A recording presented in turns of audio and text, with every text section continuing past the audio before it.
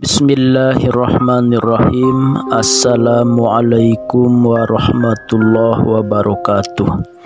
Alhamdulillah wa syukru ala ni'amillah wa salatu wassalamu ala rasulillah. Sahabat-sahabat sekalian, puji syukur terpanjat kepada Allah, masih memberi umur dan masih terus mencicipi nikmatnya iman, walazzatul ibadah dan kelezatan ibadah. Saya akan menyampaikan tema 10 cara membawa keluarga ke surga. Sahabat-sahabat sekalian, memang mengajak keluarga, berdakwah kepada keluarga itu kadang-kala lebih sulit daripada ke orang lain. Baginda Rasulullah SAW berat sekali mendakwahi paman-pamannya. Ada Abu Lahab, ya, sampai Abu Thalib pun yang mendukung, tapi tidak menerima risalahnya, sampai meninggal pun tidak membawa iman dan Islam. Nabi Nuh berat sekali membawa anak-anaknya ke surga. Ada Kanan gitu ya, anaknya itu ya sampai akhir durhaka. Nabi Lut susah membawa istrinya untuk ke surga, itu berat sampai istrinya pun ya mati dalam kesesatan gitu. Begitu Nabi Adam pun sama gitu, punya anak yang ya Qabil itu sampai membunuh adiknya. Nabi Ibrahim punya bapaknya Azar, Nabi Musa punya bapak angkatnya Fir'aun gitu. Itu memang susah, sampai Asiyah pun punya suami Fir'aun. Itu memang keluarga itu kadangkala lebih susah daripada dakwah ke orang lain. Maka dengan itu kita ada 10 cara membawa keluarga ke surga. Yang pertama, ajak keluarga membawa visi misi yang sampai ke surga. Jadi kalau di acara kumpulan keluarga itu gitu, kita itu jangan hanya berakhir di dunia bahagia, harus sampai ke surga. Kita itu jangan sampai ada di antara kita yang satu ke surga, yang lain ke neraka. Kita harus berusaha gimana caranya kita bersama kelak di surga. Dengan cara apa? Dengan cara ya selalu melakukan yang Allah perintah, menjauhi selalu yang Allah larang gitu. Insya Allah kalau visi misi seluruh keluarga sudah ke surga, akan mudah nanti gitu. Selanjutnya, ajak keluarga muhasabah dan tausiah. Sekali-kali panggil ustadz ke rumah gitu, yang ngisi tausiah di depan suami, di depan istri, di depan anak-anak gitu, supaya ya kadangkala untuk mengoreksi diri itu susah, tapi kalau ya oleh orang lain itu kan kena gitu, oh ternyata kita itu belum seideal yang seharusnya gitu. Dan biasanya kalau ngenasehatin istri, ngenasehatin suami, ngenasehatin anak itu susah, karena kadangkala ya namanya interaksi kita begitu sangat intens, ada bercanda, ada apa-apa, jadi mendengar nasihat kita kadangkala ya malah cengar-cengir gitu keluarga. Tapi kalau ada orang luar yang memberi tausiah, bakal kena biasanya. Selanjutnya, yang nomor ketiga, ajak keluarga untuk mengisi lembar mutabaah. Jadi kita itu punya target, misalnya yuk kita belajar tidak ada pagi hari kecuali kita duha, yuk tiada ada malam hari kecuali kita tahajud, walaupun bangun jam 4 hanya ada misalnya 15 menit lagi ke adzan, gak masalah. Tahajud 2 rakaat, witir 1 rakaat. Yang penting kan ya ininya dawamnya atau istiqomahnya. Khairul amal adwamuha wa in qala, sebaik-baiknya amal itu kontinunya ya, terus menerusnya walaupun sedikit. Jadi begitu mengisi lembar mutabaah itu semacam target gitu ya. Ada duha, ada tahajud, ada tilawah, misalnya 1 hari 1 juz atau berapa. Ada apa ya saum, ada sedekah, nanti itu kan di list gitu. Kalau menunaikan di list, kalau enggak berarti di ini gitu ya, disilang. Nanti sebulan sekali itu diperiksa di acara keluarga. Oh, si bungsu nih bangun subuhnya telat terus kedetek tuh, ya aduh si ayah ini nggak ngaji Quran nih beberapa hari, itu kedetek tuh itu, jadi ngisi lembar mutabaah. Selanjutnya ajak keluarga sholat sunnah mutlak maupun mukoya di rumah. Jadi di rumah itu sholat sunnah. Jadi sholat untuk bapak-bapak dan anak laki-laki jangan melulu di masjid. Di rumah ada sholat, yaitu sholat sunnah. Inna afdalas sholat sholatul mar'i fi baiti ilal maktubah. Sesungguhnya seutama-utama sholat seseorang di rumahnya, kecuali yang fardu gitu. Jadi ya biar rumah itu hidup, biar rumah itu berkah, jadi sholat qoblanya di rumah, sholat badannya di rumah.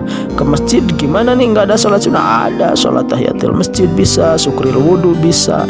Jadi di rumah dulu sholat, ke masjid tahiyatul masjid, baru sholat berjamaah gitu. Pulangnya sama gitu. Jadi isi di rumah itu dengan sholat sunnah, atau ya tahajud, atau ya duha. Jadi rumah.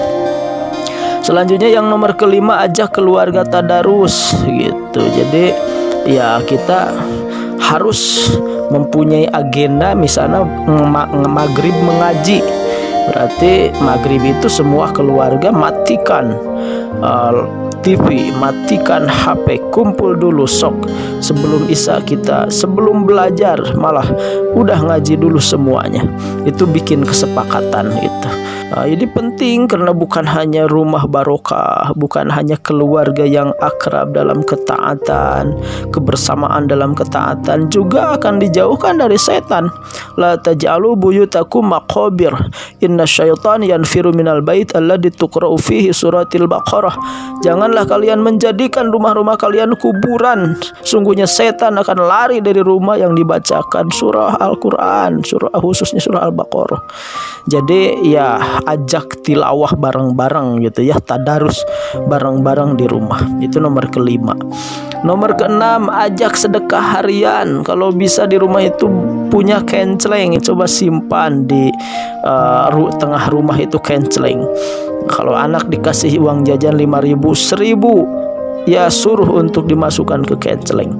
Kalau ibu dikasih jatah misalnya sehari 100.000 oleh suami, kalau 5.000 masukkan ke situ, mau 5.000 mau 10.000 masukkan ke situ.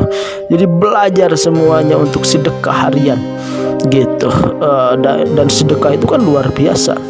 Ya wadawu mardukum bisodaqah, ya kalian harus berobat penyakit-penyakit kalian dengan sodaqah. Waman kana min ahli sodaqah du'iya min babis sodaqah. Jika orang ahli sodaqah maka akan dipanggil kelak dari pintu sedekah di surga itu. Jadi ajak keluarga sedekah harian. Yang nomor ketujuh, ajak dan beri teladan keluarga berakhlak mulia gitu. Kita harus ya bicara sopan, bicara ke anak juga harus penuh penghormatan. Nah, boleh mamah ambilin anu ulah kia, ambilin anu, itu nada perintah, tapi nadanya harus nada minta. Nah, boleh mamah ambilin HP. Nah, sayang boleh enggak ayah. Nah, itu beri teladan dengan akhlak yang mulia. Dan kalau ada masalah dengan suami atau dengan istri, jangan di depan anak-anak. Itu prinsip nggak boleh, karena tidak boleh memberi teladan ke anak tidak hormat kepada suami, yaitu ayahnya anak-anak. Tidak boleh memberi teladan kepada anak-anak tidak hormat kepada ibunya anak-anak, yaitu kepada istri. Saat bagaimanapun ada masalah, selesaikan di kamar, jangan di depan anak-anak gitu. Jadi beri teladan. Selanjutnya yang kedelapan, zikir. Biasakan misalnya di rumah itu zikir, kan macam-macam zikir. Ada zikir yang sifatnya muqayyad, ada yang mutlak gitu ya. Anak-anak dibawa zikir. Lah, kita mau ujian, hayo kita sama-sama zikir Asmaul Husna ba'da sholat sunnah teh, ba'da tahajud, ba'da duha. Ya Fattahu ya Alim, ya Fattahu ya Alim, wahai yang maha membukakan rizki, yang membukakan kesuksesan, wawasan, yang membukakan ilmu. Ya Alim, yang maha berilmu. Itu zikirkan ya Fattahu ya Alim, ya Fattahu ya Alim. Atau bapaknya ini ingin punya rizki, ingin banyak rizkinya berkah berlimpah. Ya Ghani, wahai yang kaya. Ya Mugni, wahai yang mengkayakan. Itu zikir gitu ya. Jadi ajak keluarga ahli zikir.